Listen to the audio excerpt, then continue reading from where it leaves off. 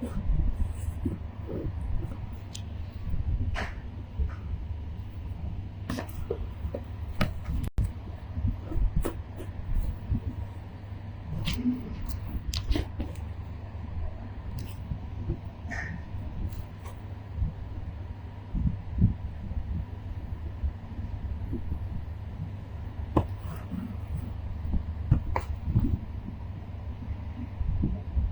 اللہ الرحمن الرحیم الحمد للہ رب العالمین والصلاة والسلام علی سید المرسلین محمد وآلہ وصحبہ اجمعین ومن تبعهم بإحسان إلى يوم الدين أما بعد قال الله تبارك وتعالى في كتابه المجيد والفرقان الحميد أعوذ بالله من الشيطان الرجيم بسم الله الرحمن الرحيم إنا نحن نزلنا الذكر وإنا له لحافظون وقال النبي صلى الله عليه وسلم إن الله يرفع بهذا الكتاب أقواما ويضع به آخرين أو كما قال محمد صلی اللہ علیہ وسلم۔ حضرات محترم، جو سلسلہ سال کے درمیان جاری بساری تھا،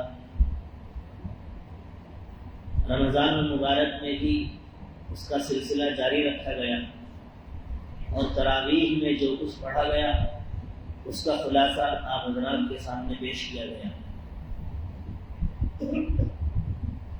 لیکن جو سلسلہ رمضان سے پہلے جاری تھا، ہم نے رمضان میں اس کو موقوف کر دیا تھا، اس لیے دوبارہ اسی سلسلے کو شروع کیا جا رہا ہے۔ 6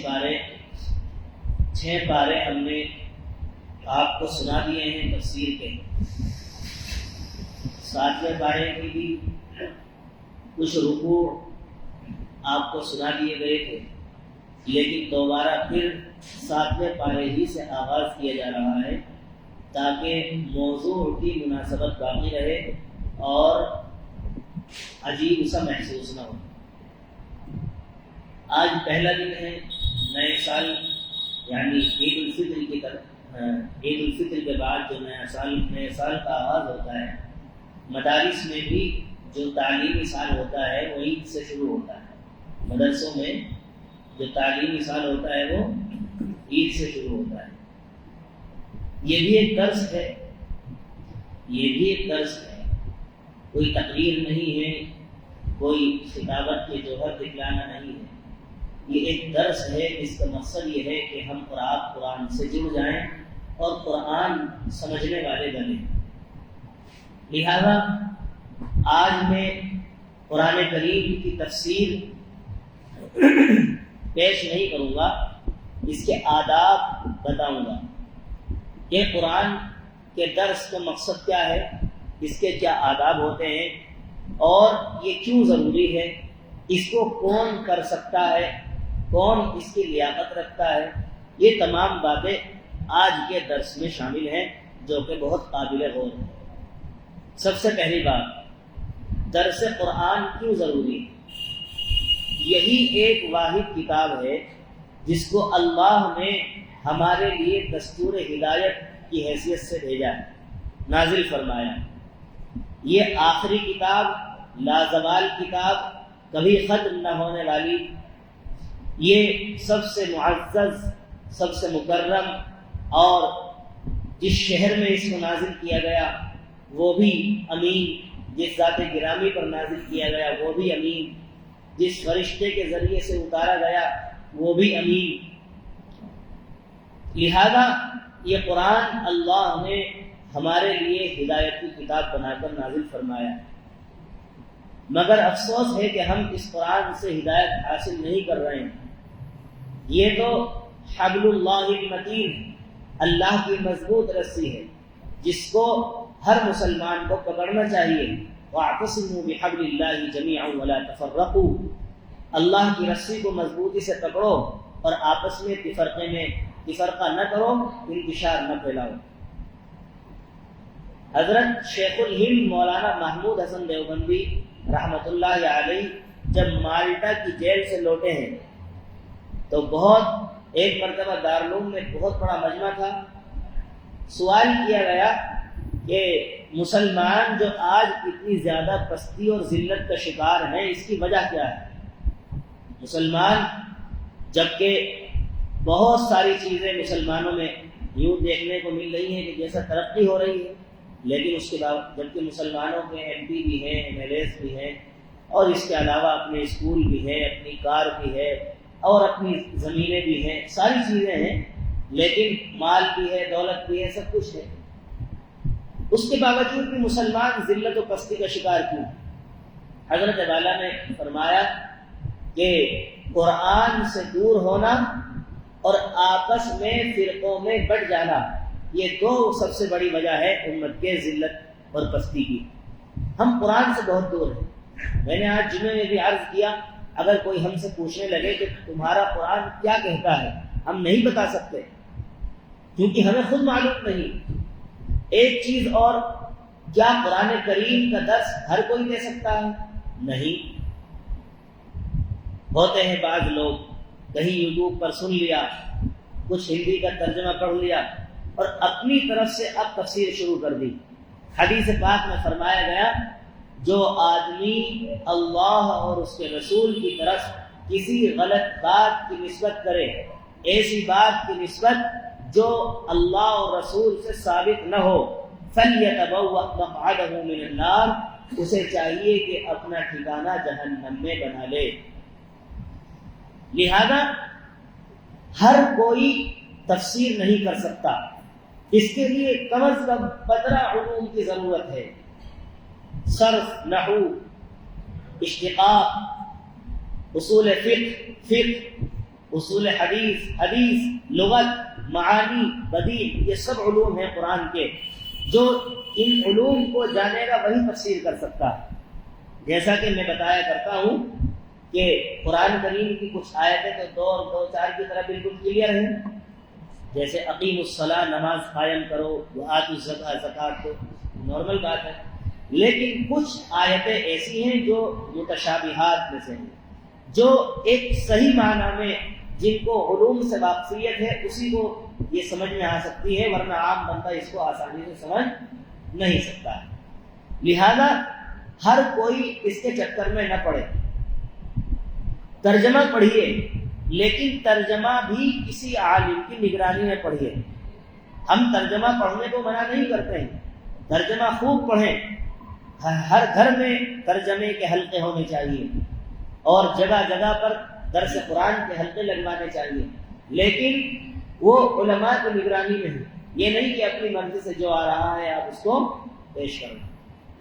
ایک چیز اور، آج جدید ٹیکنالوجی اور ترقی یافتہ سائنس کے دور میں جہاں ہم دیکھ رہے ہیں دنیا ترقی پر ہے، لیکن اس کے باوجود بھی دنیا ابو بکر اور عمر، عثمان و علی رضی اللہ عنہم اجمعین کی سیرت اور کردار آج تک تخلیق نہیں کر سکی۔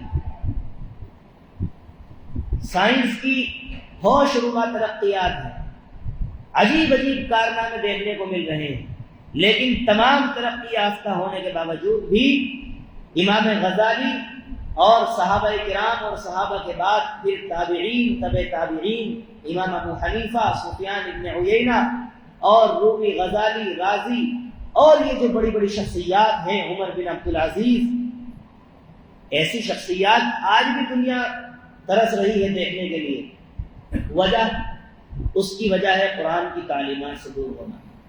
جو آدمی صحیح معنی میں قرآن کی تعلیمات پر ہو وہی انسانیت کو سنوار سکتا ہے۔ جب اللہ کے نبی مکے سے مدینہ ہجرت کر کے آئے، مکے سے تشریف لائے مدینے میں اور آپ نے ہجرت فرمائی، تو اس وقت انسانیت کی جو باغ دور ہے وہ اسلام نے سنبھالی۔ خلفائے راشدین ہیں، آپ کے بعد پھر اور دوسری خلافتیں ہیں، اور پھر جو ہے ہندوستان میں بھی بر صغیر میں اورنگزیب عالمگیر رحمۃ اللہ علیہ تک حکومت صحیح رہی۔ اس کے بعد تو سب کتابوں میں سمٹ گیا، اس کے بعد سب کتابوں میں سمٹ گیا، کریکٹر سے اور اخلاق سے لوگ خالی ہو گئے۔ یہ وہ لوگ تھے جنہوں نے صحیح معنی میں اسلام کی تصویر پیش کی ہے، اپنی ذات سے بھی، اپنے اقوال سے بھی، کردار سے بھی، اور اپنے افعال سے، ہر چیز سے، اپنی گفتار و کردار، ہر چیز سے اسلام کی صحیح تصویر پیش کی ہے۔ ہمارا کیا حال ہے قرآن سے؟ ماہر القادری کے چند اشعار ہیں، انہوں نے ہمارا جو سلوک ہے قرآن کے ساتھ اس کو ان اشعار میں بیان کیا ہے۔ طاقوں میں سجایا جاتا ہوں، آنکھوں سے لگایا جاتا ہوں، تعویذ بنایا جاتا ہوں، دھو دھو کے پلایا جاتا ہوں۔ یہی حال ہے قرآن کا۔ قرآن ہے لیکن وہ طاقوں میں سجے ہوئے رکھے ہیں، آنکھوں سے بھی لگایا جا رہا ہے لیکن ان کی تلاوت نہیں ہوتی ہے، سال سال گزر جاتے ہیں لیکن ان کو کوئی پڑھنے کو تیار نہیں ہے۔ جزدان حریر و ریشم کے اور پھول ستارے چاندی کے، پھر عطر کی بارش ہوتی ہے، خوشبو میں بسایا جاتا ہوں۔ جیسے کسی طوطا مینا کو کچھ بول سکھائے جاتے ہیں، اس طرح پڑھایا جاتا ہوں، اس طرح سکھایا جاتا ہوں۔ یعنی رٹایا جا رہا ہے، صرف قرآن کو سمجھایا نہیں جا رہا۔ اور رٹا لے یہ بھی غنیمت ہے، لوگ تو اپنے بچوں کو حافظ ہی نہیں بنانا چاہتے۔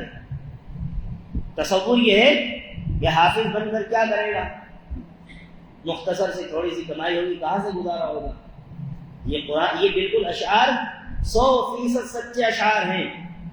اور پھر کہا گیا جب قول و قسم لینے کے لیے تکرار کی نوبت آتی ہے، پھر میری ضرورت پڑتی ہے، ہاتھوں پہ اٹھایا جاتا ہوں۔ جب کہیں فیصلہ نمٹ نہ رہا ہو اس وقت کہا جاتا ہے قرآن کی قسم کھائیے، قرآن پر ہاتھ رکھ کر کہہ دو کہ تم نے واقعتاً ایسا نہیں کیا۔ جب قول و قسم لینے کے لیے تکرار کی نوبت آتی ہے، پھر میری ضرورت پڑتی ہے، ہاتھوں پہ اٹھایا جاتا ہوں۔ دل سوز سے خالی رہتے ہیں، آنکھیں ہیں کہ نم ہوتی ہی نہیں، کہنے کو میں ایک ایک جلسے میں پڑھ پڑھ کے سنایا جاتا ہوں۔ یعنی قرآن کی تلاوت بھی سن رہے ہیں لیکن دل پسیج نہیں رہے ہیں۔ میں تو کہتا ہوں کہ قرآن چاہے بغیر سمجھے ہی سنا جائے، قرآن سننے سے دل میں رعب طاری ہوتا ہے اور انسان کا دل پسیجتا ہے۔ یہ وہ کلام ہے۔ بہت سارے غیر مسلمین نے اپنے تجربات لوگوں کو بتائے ہیں کہ ہم قرآن کو سمجھتے نہیں ہیں، ہمیں نہیں پتا کیا کہا جا رہا ہے، لیکن اس کی ٹیون، اس کا طرز ایسا ہے کہ دل پسیج جاتا ہے سن کر کے۔ اسی کو کہا دل سوز سے خالی رہتے ہیں، آنکھیں ہیں کہ نم ہوتی ہی نہیں، نم کا مطلب بہنا، کہنے کو میں ایک ایک جلسے میں پڑھ پڑھ کے سنایا جاتا ہوں۔ نیکی پہ بدی کا غلبہ ہے، نیکی پہ بدی کا غلبہ ہے، سچائی سے بڑھ کر دھوکا ہے، ایک بار ہنسایا جاتا ہوں، 100 بار رلایا جاتا ہوں۔ یہ میری عقیدت کے دعوے قانون پہ راضی غیروں کے، دعویٰ کرتے ہیں کہ ہم قرآن کے عاشق ہیں، دعویٰ کرتے ہیں کہ ہم قرآن کے عقیدت مند ہیں اور قانون پہ راضی غیروں کے۔ یہ میری عقیدت کے دعوے قانون پہ راضی غیروں کے، یوں بھی مجھے رسوا کرتے ہیں، ایسے بھی ستایا جاتا ہوں۔ کس بزم میں میری یاد نہیں، کس بزم میں میری دھوم نہیں، پھر بھی میں اکیلا رہتا ہوں، مجھ سا بھی کوئی مظلوم نہیں۔ یہ قرآن کی فریاد ہے۔ ہمارا جو سلوک ہے قرآن کے ساتھ بس اتنا ہے، کوئی نیا مکان بنوائے تو قرآن خوانی ہو جائے، کسی کا انتقال ہو جائے تو اس کی بخشش کے لیے قرآن پڑھ لیا جائے، بس اور بس۔ اس کے علاوہ کبھی ہم نے یہ نہیں سوچا کہ قرآن ہم سے مطالبہ کیا کرتا ہے۔ آج ہماری ذلت و رسوائی کا سبب یہی ہے۔ ایک آخری واقعہ آپ کو سناتا ہوں۔ عدالت میں ایک ملزم تھا، جج نے اس سے کہا یہ قرآن رکھا ہے، اس پر ہاتھ رکھ کر قسم کھاؤ۔ اس نے کہا کہ نہیں، میں گھر سے اپنا قرآن لاؤں گا اور اس پر ہاتھ رکھ کر قسم کھاؤں گا، گھر سے قرآن لاؤں گا اور اس پر ہاتھ رکھ کر قسم کھاؤں گا۔ جج نے کہا نہیں، یہ بھی قرآن ہے اور جو تم گھر سے لاؤ گے وہ بھی قرآن ہے، اسی پر رکھ کر کھاؤ۔ اس نے قرآن پر ہاتھ رکھ کر جھوٹ بولا، کچھ فرق نہیں پڑا۔ اس نے کہا اب میں گھر جاتا ہوں اور اس قرآن کو اٹھا کر لاتا ہوں۔ جب گھر گیا اور قرآن کو اٹھا کر کے لایا اور اس قرآن پر ہاتھ رکھ کر کے قسم کھائی ہے، فوراً گر پڑا۔ کسی نے پوچھا، جج نے پوچھا کہ اس میں راز کیا ہے؟ یہ بھی قرآن ہے وہ بھی قرآن ہے۔ کہا یہ صرف قسم کھانے کے لیے ہے، اسے کوئی پڑھتا نہیں ہے جو کورٹ میں رکھا ہوا ہے، یہ صرف قسم کھانے کے لیے، تم نے اس کو قسم کھانے کا ذریعہ بنایا ہوا ہے۔ اس کی گھر میں روز صبح و شام تلاوت ہوتی ہے، جو قرآن گھر سے اٹھا کر لایا ہوں اس کی تلاوت صبح و شام ہوتی ہے، اس کا اثر کچھ اور ہے۔ یہی ہے نا، ایک سورہ فاتحہ پڑھ کر میں بھی دم کر رہا ہوں، ایک کوئی بڑے اللہ والے دم کرتے ہیں، دونوں کی پھونک میں الگ الگ اثر ہے۔ کیوں؟ کلام ایک ہی ہے لیکن پڑھنے والے کی ذات الگ الگ ہے۔ وہی صحابہ تھے جو 2 رکعت نماز پڑھ کر اپنے مسائل حل کرا لیتے تھے، اور آج ہماری دعائیں قبول نہیں ہوتی۔ کیوں؟ کیونکہ ہماری اندر کی مایا بنی ہوئی نہیں ہے، اسی لیے ہم جو ہے آج ہماری دعائیں ایسا لگتا ہے جیسے قبول نہیں ہو رہی ہے۔ لہذا اگر ہم چاہتے ہیں، علامہ اقبال رحمۃ اللہ علیہ نے کہا تھا وہ معزز تھے زمانے میں مسلمان ہو کر، اور ہم خار ہوئے تاریخ قرآن ہو کر۔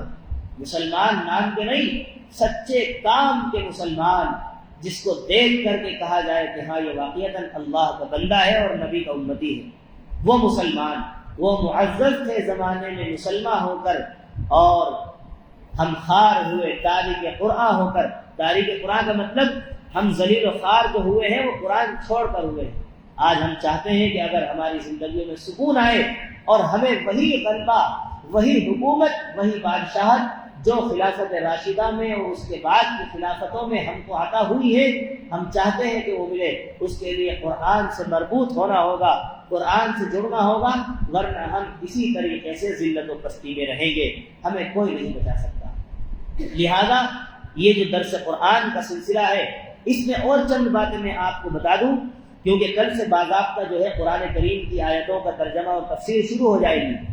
اس میں یہ نہ سمجھیں مختصر تعداد ہے بیٹھنے والوں کی، نہیں، یہ بہت زیادہ ہے، بہت زیادہ ہے آج کے ماحول کو دیکھتے ہوئے۔